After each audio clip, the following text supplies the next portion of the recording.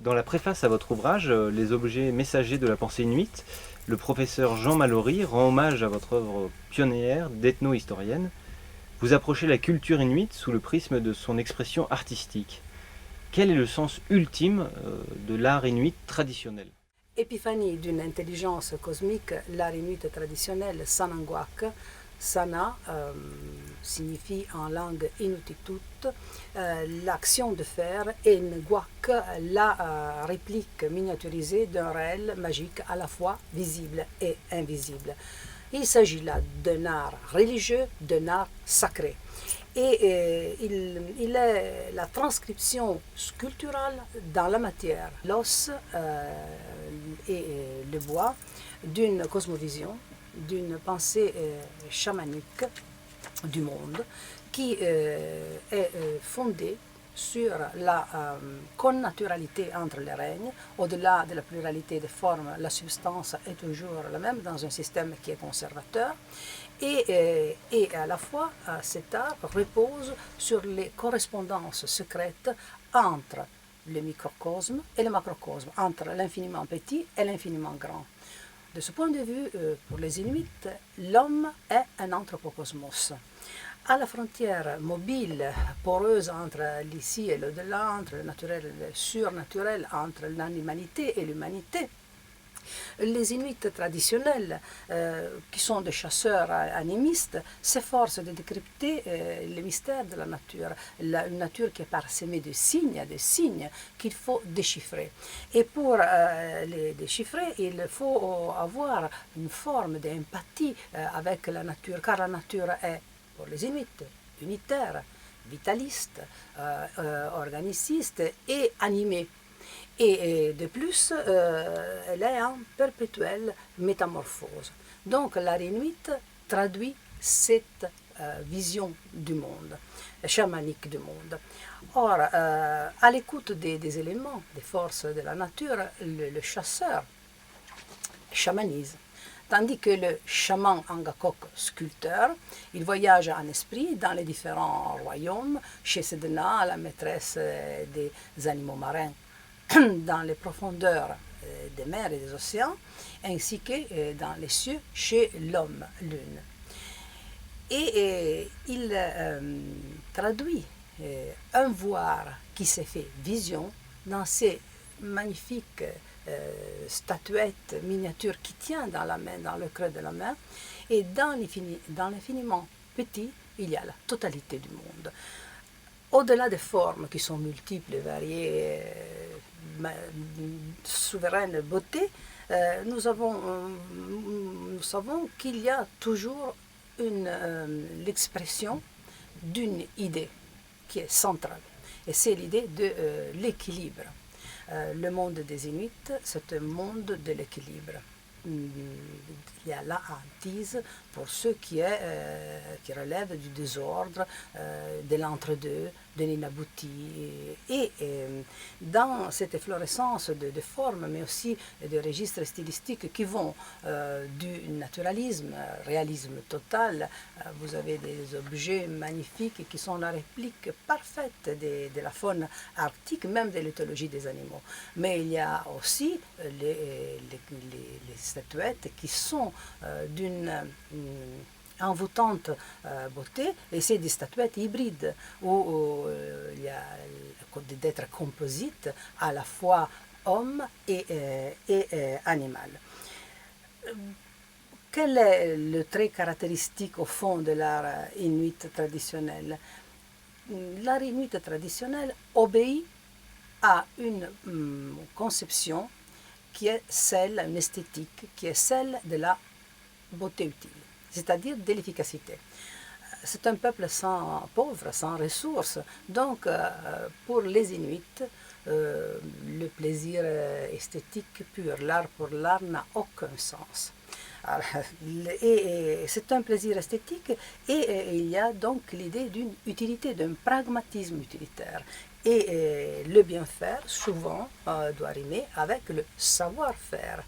Le bon, l'utile, le beau. C'est une triade parfaite qui informe l'expression sculpturale des Inuits et leur fonctionnalité. Ces figurines sont sculptées avec une très grande maestria. Ces petites pensées, on les appelle, ces petites prières, parce que souvent il y a toute une dimension religieuse derrière, sont dotées d'un pouvoir de transformation, parce que nous sommes dans un monde de la métamorphose et du métamorphisme, et ils sont polysémiques et plurifonctionnel. Donc à la fois une statuette peut être une amulette, devenir un objet ludique, un jouet pour les enfants. Et donc c'est notre œil qui doit se décoloniser, parce qu'il faut apprendre à jongler avec les apparences parfois trompeuses de l'objet. Pas une unique lecture de l'objet, mais une pluralité d'objets. C'est ce que j'essaye d'expliquer justement dans mon ouvrage. Et au-delà de la forme, il y a l'être, et au-delà du visible, souvent l'invisible.